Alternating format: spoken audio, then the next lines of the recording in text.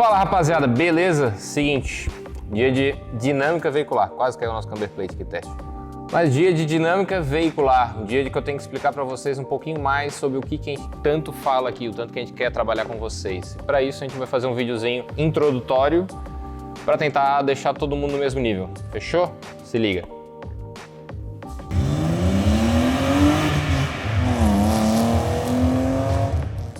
Então vamos lá, por onde a gente vai começar?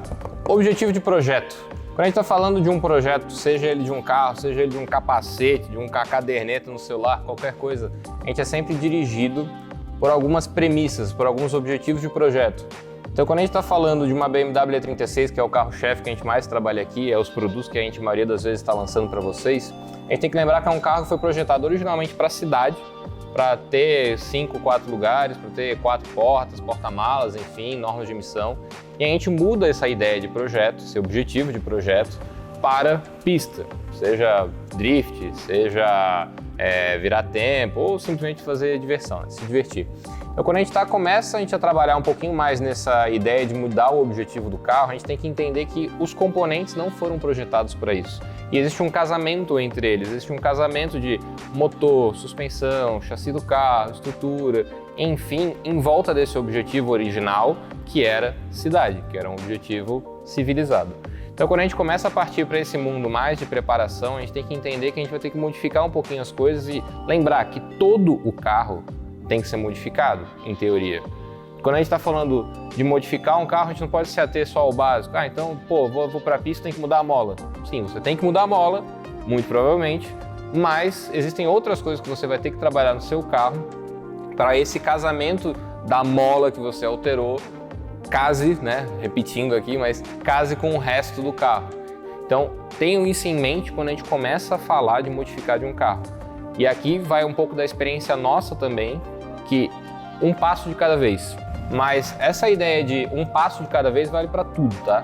Até modificação em pista.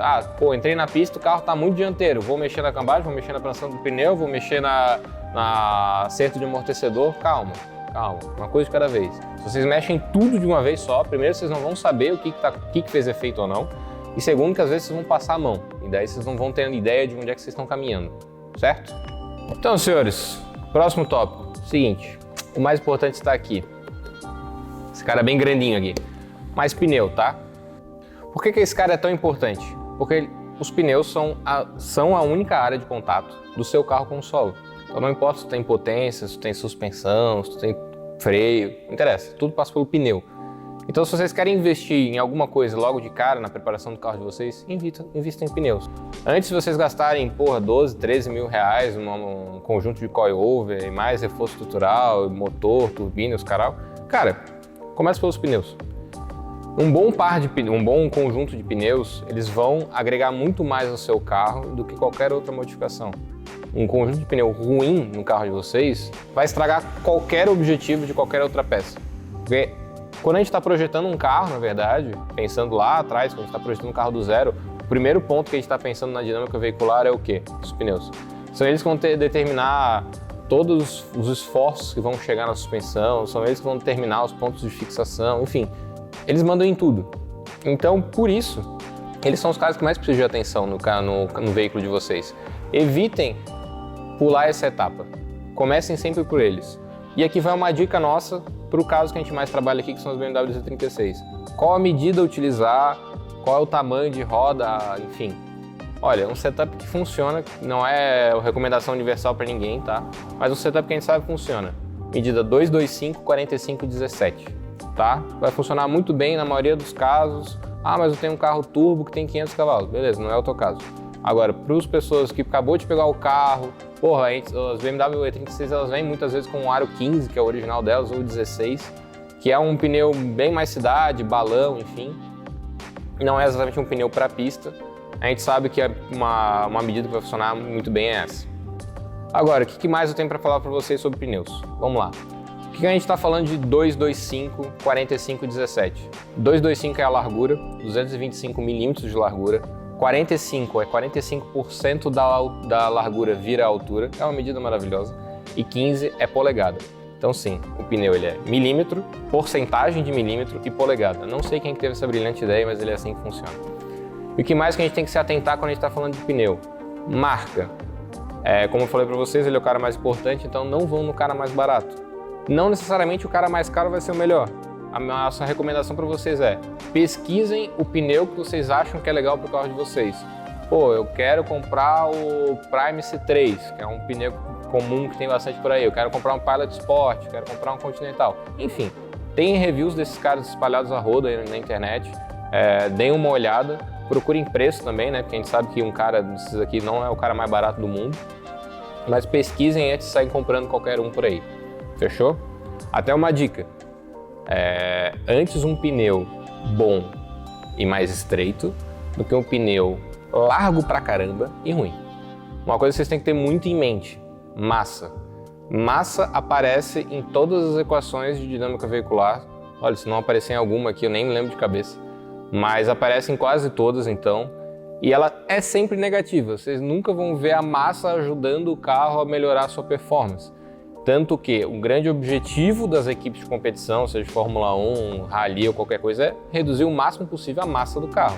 Seja massa não suspensa, seja massa suspensa, não interessa.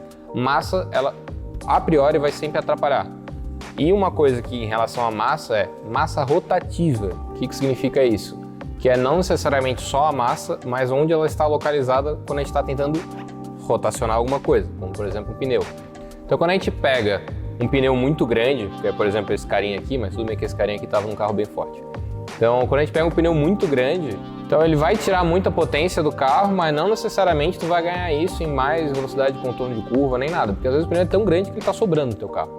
Então assim, momento de inércia, massa, roda, pneu, tomem muito cuidado, tá?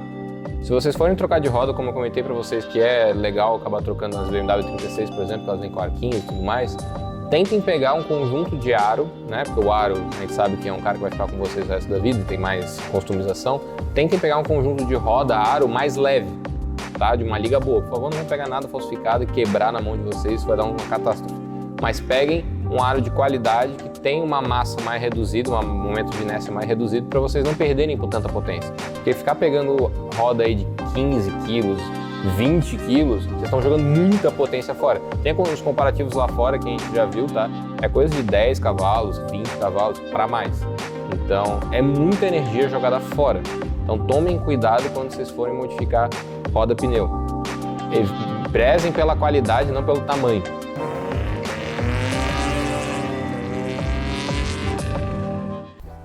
Bom, senhores, vou dar a continuação agora aqui do lado do carro para exemplificar para vocês que eu quero falar de umas 3 coisinhas bem básicas. Os 3 ângulos primordiais quando a gente está falando de suspensão, que é convergência ou divergência, toe out, toe in, toe, tem vários nomes, mas é o quanto que as rodas estão abertas ou fechadas, que é esse ângulo aqui para vocês.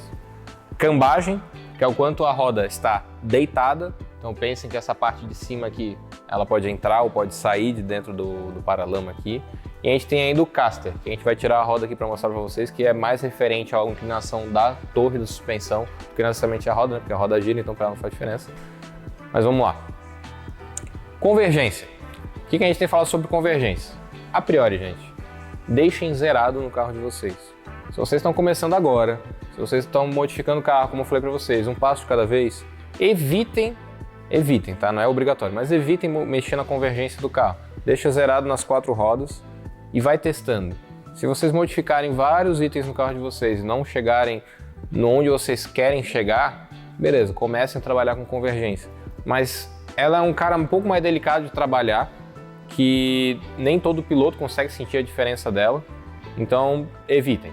Mas vamos dar um exemplo. Por que vocês deveriam mexer? Uma coisa que pode ajudar ou não. Um exemplo, tá? Eu queria que o carro fosse um pouco mais traseiro, eu queria que o carro desse uma apontada mais rápida. O que vocês podem fazer é pegar as rodinhas traseiras e abrir elas um pouquinho, não é muito, tá? Abre 0,5, 1 grau no máximo. E é isso. É um exemplo de como poderia ajudar a mexer na convergência e divergência das rodas.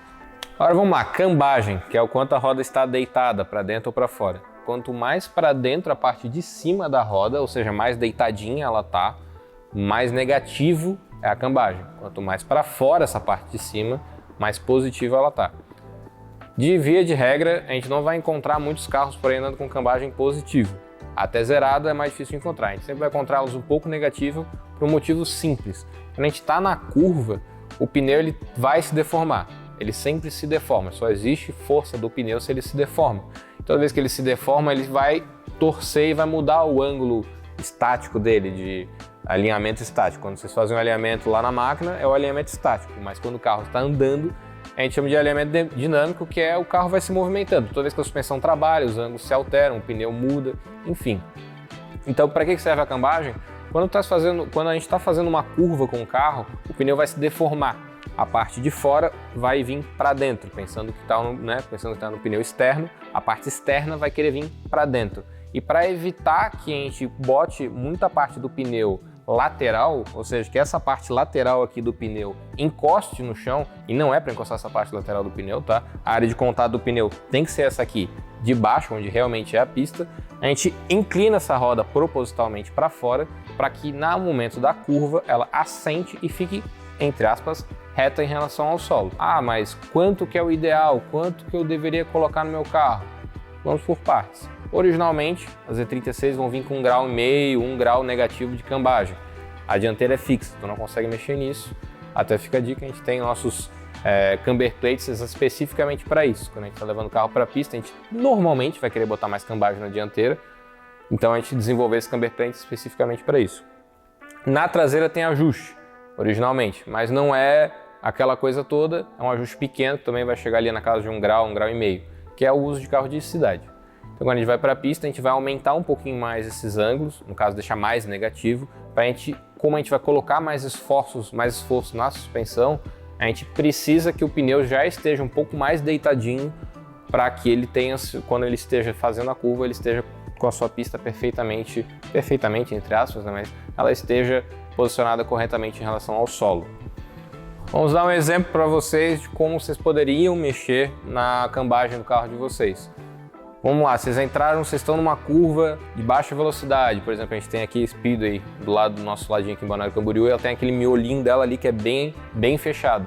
Se naquele miolo você não tem dianteira, ou seja, o seu carro sai 100% de frente, você não consegue apontar o carro com velocidade, ali pode ser um momento que, ali eu poderia mexer, dar um pouco menos /mais, né, que deixa mais negativo ainda a cambagem do carro, para vocês, naquele momento, vocês conseguirem ter mais dianteira do carro.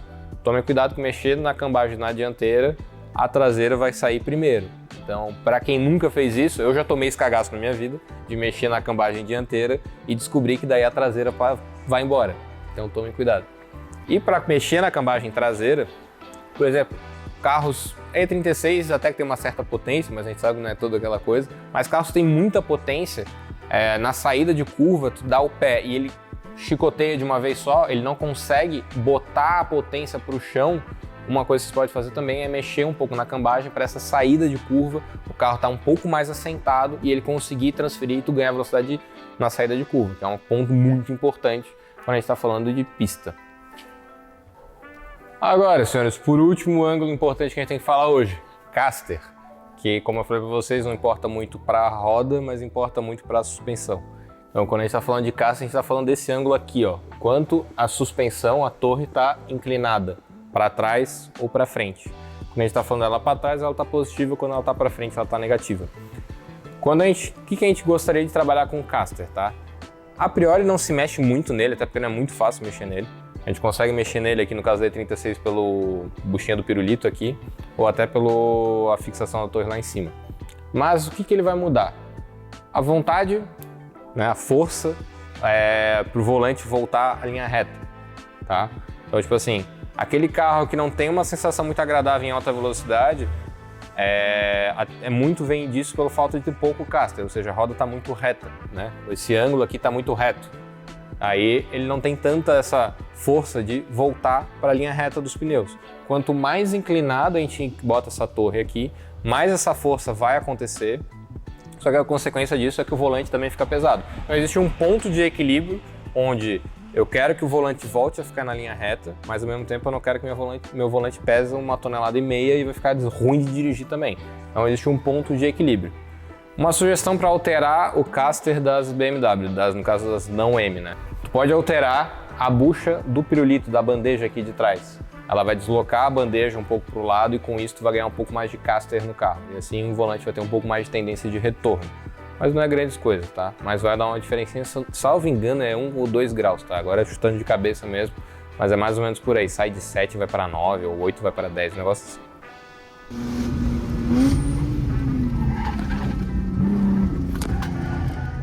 Vamos lá, senhores.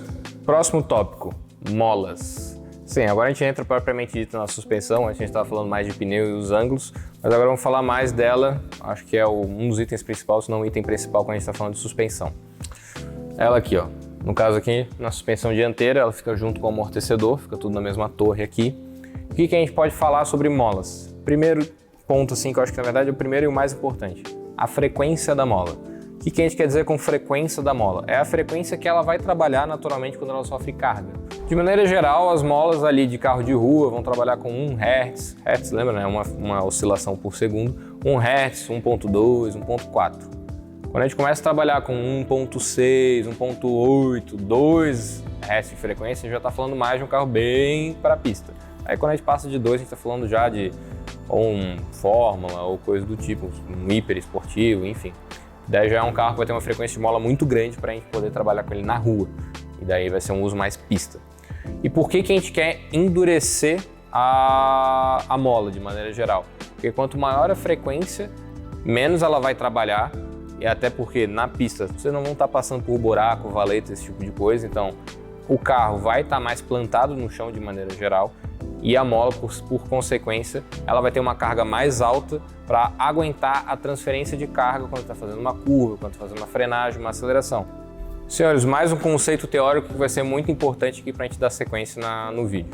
Transferência de carga. Como eu tinha falado para vocês antes, massa, e agora a gente vai falar um pouco mais da transferência da carga dentro do carro. Quando a gente freia o carro, quando a gente acelera, faz curva para um lado para o outro, a massa do carro acaba se deslocando em relação nos pneus. Então, o que originalmente a gente teria, por exemplo, 300, 400 kg no pneu, isso pode chegar a 100 kg, pode chegar a 0, pode pular para 600, 700, enfim, dependendo da situação que o pneu está passando. Quando a gente está falando de pneus, uma coisa que a gente tem que entender é, não necessariamente mais carga na cabeça dele, né, mais força vertical, eu vou conseguir transferir isso para a carga lateral. A gente tem um ponto, um limite ali onde o pneu vai conseguir transferir essa carga, né, conseguir fazer força lateral versus o que ele recebe de carga na cabeça. Vai chegar num ponto que isso não vai mais render. Então por isso que a gente tem que tomar cuidado com transferência de carga. Em algumas situações ela pode ser benéfica? Pode. Um exemplo claro disso, arrancada. Quem tem carro de arrancada, né, de maneira geral, você quer transferir a carga para cima dos pneus que vão ter tração. Então se a gente tem um carro de tração traseira, a gente vai querer que o carro sente a traseira para jogar mais carga no eixo traseiro, para assim conseguir gerar mais tração. Porém, quando a gente está falando de pista, a gente tem um limite do que a gente quer trabalhar ali. A gente tem um limite do que a gente quer trabalhar com transferência de carga. Porque quanto mais transferência de carga, mais a gente vai estar estressando os pneus que vão estar do lado de fora, porque eles vão receber mais carga e vão se esquentar mais, vão deteriorar mais. Agora, dando sequência aqui, falando de pneus, falando de uma parte teórica, vamos falar delas, as molas. Por que a gente vai querer ter uma mola no nosso carro? Porque toda vez que a gente passa num buraco, alguma coisa, qualquer tipo de deformação no asfalto, a gente vai receber um impacto para cima e a gente precisa devolver o pneu para o solo. A gente precisa que o pneu se mantenha em contato com o solo. Independente do que esteja acontecendo com o solo, a gente precisa que o pneu esteja em contato. Por isso que existem as molas, amortecedores, assim por diante. Só que existe um ponto ótimo dessa curva de quão dura ou quão mole a gente quer uma mola. Se uma mola for muito mole, ela, beleza, vai receber o impacto, só que ela vai demorar muito para devolver o pneu de volta ao solo. Agora, se ela for muito rígida, quando a gente recebe esse impacto, não necessariamente a gente vai devolver o pneu da forma correta para o solo. Então existe um ponto ótimo que a gente quer chegar, seja carro de rua, seja carro de pista, tá, gente? Então assim, para isso que existem as molas. E é isso que a gente tem que trabalhar agora, como é que a gente vai extrair o máximo de performance das molas sem que a gente torne elas inviáveis para o dia a dia e sem que elas fiquem moles demais para uso de pista. E como é que a gente faz isso? Frequência da mola. É uma unidade que a gente usa, né, a unidade que é utilizada para medir com que frequência essa mola trabalha. Quanto mais rígida é uma mola, maior essa frequência. Quanto mais mole, menor essa frequência. Uma coisa que vocês podem acabar se confundindo. Quando a gente fala, quando a gente vai pesquisar muito sobre mola, a gente vai encontrar muito em relação à carga delas. Quantos newton eu preciso botar de força para ela deformar quanto de força tem que colocar para quanto que ela vai se deformar. Seja newton por metro, newton por libra, newton por milímetro, libra por pés, enfim. Isso é uma consequência do que vem da carga, do que vem do trabalho dela através da frequência. Então a frequência é o primário disso tudo e a carga é o que vem depois.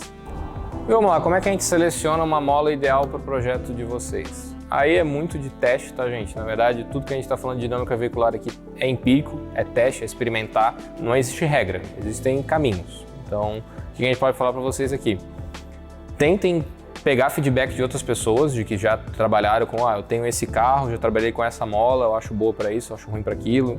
Enfim, é o jeito certo de trabalhar com esse cenário.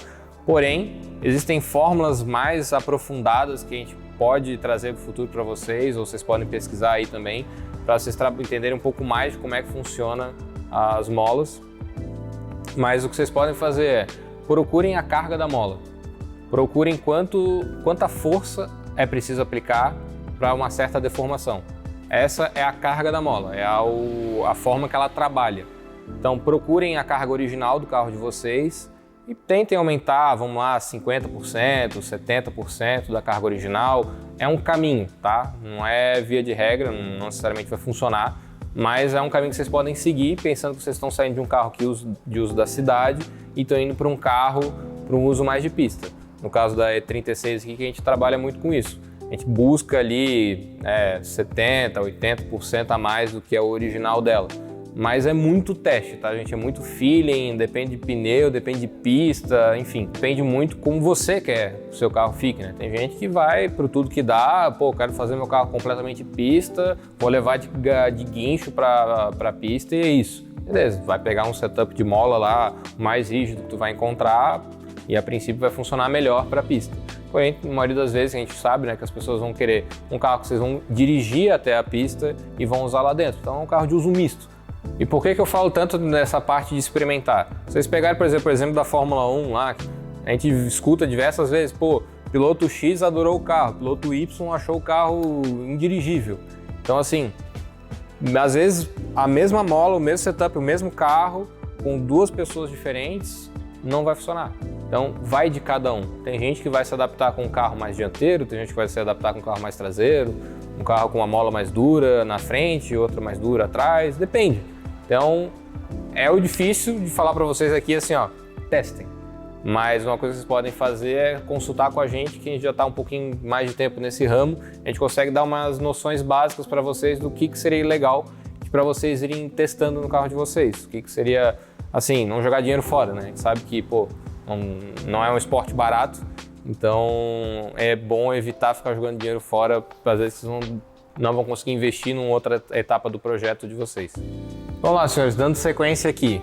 Depois da mola, a gente tem o outro carinha aqui desse casamento, que é o quê? Amortecedor. A mola não absorve nenhum tipo de impacto, ela vai devolver esse impacto. E se vocês considerarem que o carro está o tempo todo sofrendo impacto, a gente está cada vez colocando mais energia nesse sistema e se a gente não bota nada para amortecer, o carro vai começar a pular na mão de vocês. Então, para isso que existem os amortecedores, para absorver essa energia que vai sendo aplicada no carro. Agora, eu modifiquei as molas. Eu tenho que modificar os amortecedores? Olha, via de regra, sim.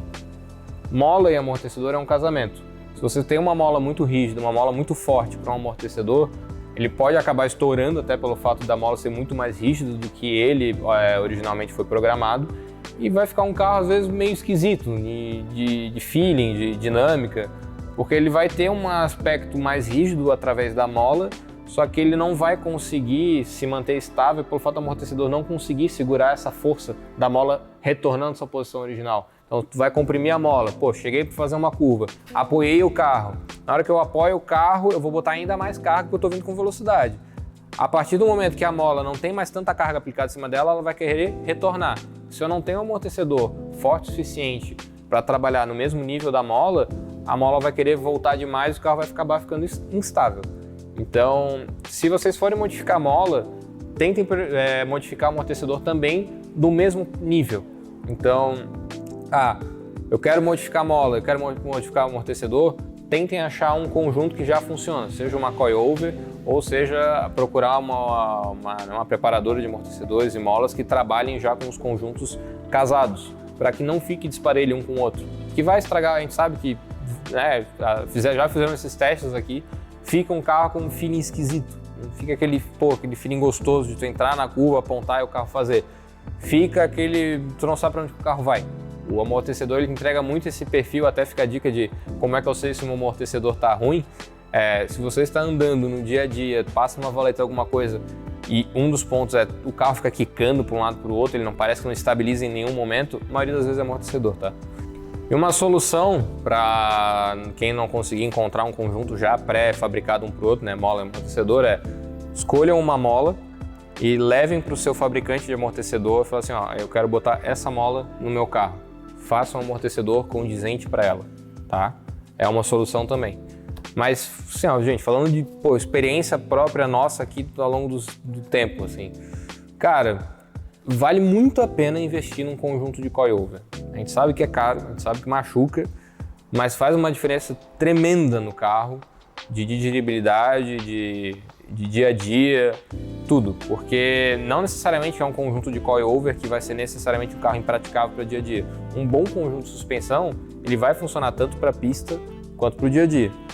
Agora, um conjunto que às vezes a gente tenta adaptar, a gente sabe que gasta com amortecedor, daí gasta com mola, daí faz instalação, daí não fica bom, tira, coloca de novo, e tu fica nesse ciclo infinito, e no final tu gasta o que tu teria gastado lá no começo comprando já um conjunto de coilovers. Então, pensem bem antes de investirem nessa área. A nossa recomendação sempre é prezem por qualidade. Então, prezem por pegar um conjunto de coilover, por exemplo, que a gente sabe a qualidade de onde vem. Não seja um que apareceu agora no mercado, nada contra, mas um que já tenha validade, que a gente sabe que vai funcionar muito bem. Até porque tem questão de segurança. Um cara desse aqui, se romper um cara desse aqui, seja um ponto de fixação, coisa do tipo, pode causar um acidente grave. E uma coisa que vocês podem levar em consideração também na hora de selecionar um amortecedor para vocês se vocês estão querendo para um carro, principalmente de uso misto, tá? Trabalhem um carro, procurem um amortecedor que tenha regulagem de bound-rebound, ou seja, quanto de energia, quão duro que ele é para apertar e quanto duro que ele é para desapertar, né? Os dois sentidos, bound-rebound. Porque isso faz muita diferença para um carro, tanto de pista, na verdade, a gente mexe bastante nesse setup na pista, mas também no carro de rua. Porque quando tu seleciona um amortecedor que tem um bound-rebound fixo, é aquilo. Seja bom para a pista, seja bom para a cidade, tu não vai conseguir alterar. E como é relativamente de praxe tu já encontrar esse ajuste nos amortecedores por aí, principalmente coilover, recomendo vocês procurarem esses, tá? Ajuda bastante no dia a dia de vocês e fazer setup de pista na hora facilita muito a vida tu ter mais esse nível de controle lá na hora da brincadeira.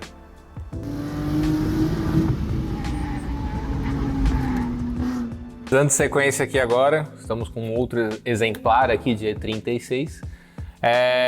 Vamos lá, próximo tópico, barra de torção. Lembra que eu falei do casamento entre amortecedor e mola? Bom, existe a amante de todo mundo aqui, que é a barra de torção, que ela vai atuar um pouco diferente no sistema, mas ela é de suma importância para que o sistema funcione muito bem, principalmente quando a gente está pensando num carro de uso de pista, como é o que a gente está usando de exemplo aqui. Mas o que é uma barra de torção, uma barra anti-torção, enfim? O objetivo dela é trabalhar contrária à força que ela recebe. Mas o que difere a barra de torção da mola, por exemplo? Diferentemente da mola, que toda vida que você coloca uma carga nela, ela vai querer devolver, vai criar uma resistência a isso, a barra de torção ela só vai atuar no carro quando a gente tem uma diferença de cargas entre os lados. Porque como ela é ligada tanto na bandeja do lado direito quanto na bandeja do lado esquerdo, tanto na dianteira quanto na traseira, ela só vai atuar quando a gente tiver uma carga diferente do lado direito e do lado esquerdo do carro. Então, numa curva. Então, toda vez que a gente entra numa curva, a gente vai botar mais força na roda externa e menos na interna. E a tendência é que, com isso, a gente vai inclinar muito o carro. E a gente não quer que o carro incline muito, que a gente vai gerar mais transferência de carga e com isso a gente vai piorar o atrito dos pneus com o solo. E para a gente também não pegar e fazer uma carga de mola muito alta, como a gente tinha comentado anteriormente, para a gente não ter que extrapolar uma carga muito alta para conseguir controlar essa transferência de carga do lado esquerdo e do lado direito, a gente tem a barra de torção, que ela só vai atuar nesse tipo de cenário, quando a gente está com as balanças com forças diferentes. Então, quando a gente está freando, quando a gente está acelerando, ela não faz nada, ela acompanha os dois lados, para cima e para baixo, tudo certo. Porém, toda vez que a gente vai fazer uma curva, ela vai querer atuar contrária a esse movimento. Vamos lá, como é que a gente pode modificar, como é que funciona a barra de torção? A gente tem dois pontos críticos que a gente tem que tomar cuidado. O braço de alavanca dela, ou seja, quão distante ela está do ponto que ela vai ser fixado na balança versus onde ela está posicionada. E o outro ponto é quão rígida ela é. A grosso modo, quão espessa ela é, porque a gente poderia mexer no material, né? Um aço mais resistente, a gente poderia trabalhar com, né, uma barra rígida em vez de oco, enfim. Mas a priori vamos trabalhar aqui com o básico, que é a espessura dessa barra. Então são esses dois tópicos principais que a gente tem que se atentar quando a gente está falando de rigidez da barra de torção. Até o momento a gente sempre vem falando de vamos deixar a mola mais rígida, vamos deixar o amortecedor mais rígido, os pneus vão gerar mais atrito e tudo isso gera mais força. Então a barra de torção vai seguir a mesma lógica. Eu vou querer endurecer ela mais para acompanhar essa modificação no resto do carro, só que ela não vai necessariamente seguir no mesmo ritmo. Não é porque eu aumentei 70% a minha mola, a dureza da minha mola, que eu tenho que aumentar 70% a dureza da barra de torção. É bom elas andarem parelhas, né? Tu não vai querer extrapolar essa diferença, mas não é obrigatório que elas caminhem juntas. Até porque existem muitos cenários que você vai querer que a suspensão trabalhe. Dando um exemplo aqui, por exemplo, quem leva carro para rally, esse tipo de coisa, chega a remover a barra de torção para dar mais movimento para o carro, certo? Então, de novo, teste. A nossa recomendação é procurem quem já modificou essas barras de torção para saber qual foi o feedback que eles vão ter e procurem um casamento para vocês também, né? Como a gente falou, cada carro é um carro, cada piloto é um piloto. Então procurem uma barra de torção que case com o estilo de direção de vocês.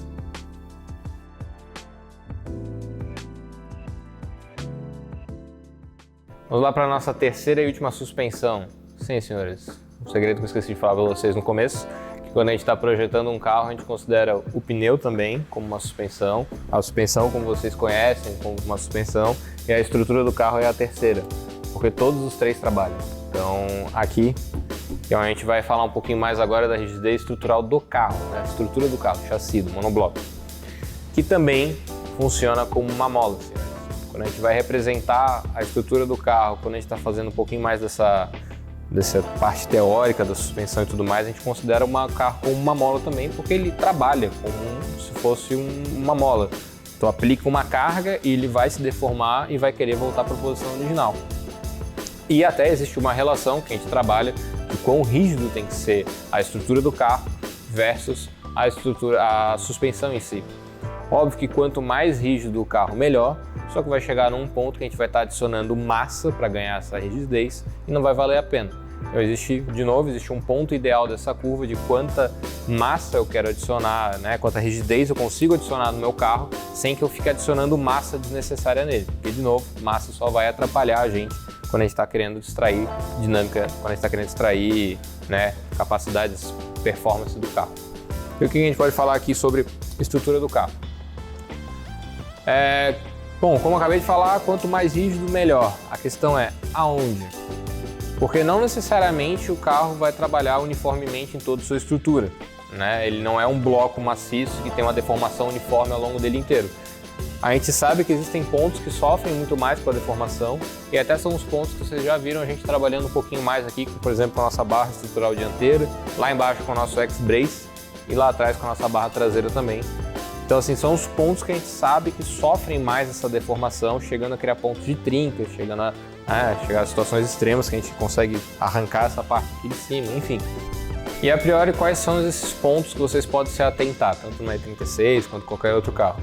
As torres são os caras que mais sofrem impacto na dianteira de longe. Toda a carga que vem da mola vai dar na torre. Então, ela, assim, ó, qualquer carro que vocês forem trabalhar, procurem essas barras estruturais aqui dianteiras que vão segurar uma torre com a outra. E lá atrás a gente também tem os pontos de fixação do agregado traseiro que trincam e abrem buraco, enfim, por causa da deformação que acontece no carro naturalmente. Principalmente quando a gente começa a trabalhar uma coilover, começa a botar com o carro na pista, vou botar semi-slick. Todo esse trabalho, essa carga extra de força que passa pelo carro, existe uma consequência. Se o carro não for preparado para isso, ele acaba gerando esses pontos de trinca.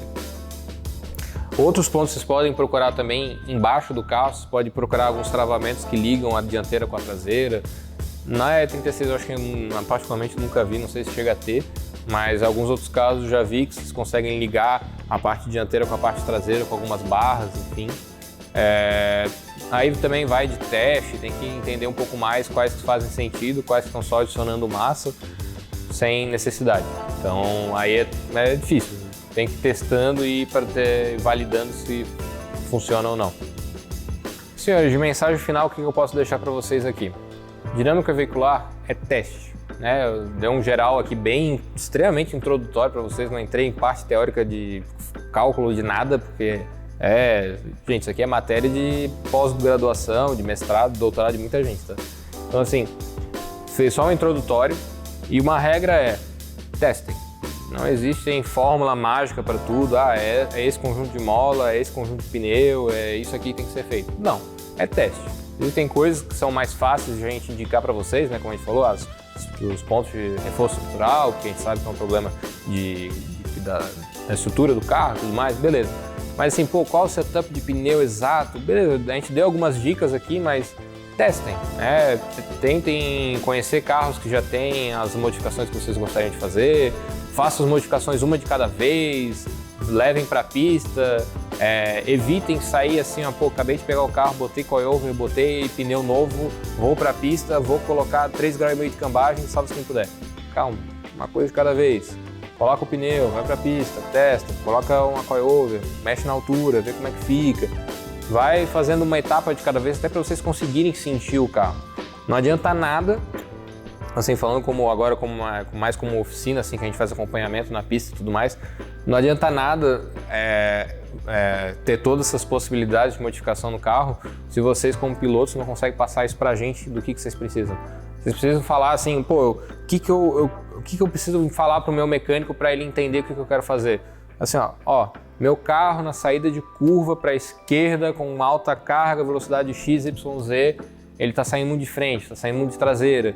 Eu vou dar uma frenagem a 100 km por hora e o carro, balança para tudo quanto é lado. Então assim, não adianta só... depende muito de vocês também, para quem está atrás do volante, para conseguir sentir o que o carro está te passando. E isso é prática, isso é teste. É botar o carro na pista e testar e sentir o carro e vir sentindo a evolução do carro uma etapa de cada vez, para vocês conseguirem ter um parâmetro. Se vocês não tiverem um parâmetro, uma base, fica muito difícil de vocês entenderem o que está precisando em cada carro. Mas a gente sabe que para um usuário, para um piloto, é difícil ter essa base, 10, 15 carros ali na cabeça, assim, todos os carros têm essa sensação, só o meu que passa esse feeling estranho. Então assim, testem. Botem o carro de vocês na pista, pratiquem, sempre com segurança, mas tenham essa sensação, aquele feeling na mão assim, ou até como alguns pilotos falam, uma boa sensação ali no traseiro de sentir que o carro está passando para vocês. Se conectem com o carro para vocês conseguirem passar essa informação para o mecânico de vocês, preparador de vocês, para conseguir melhorar o performance do carro.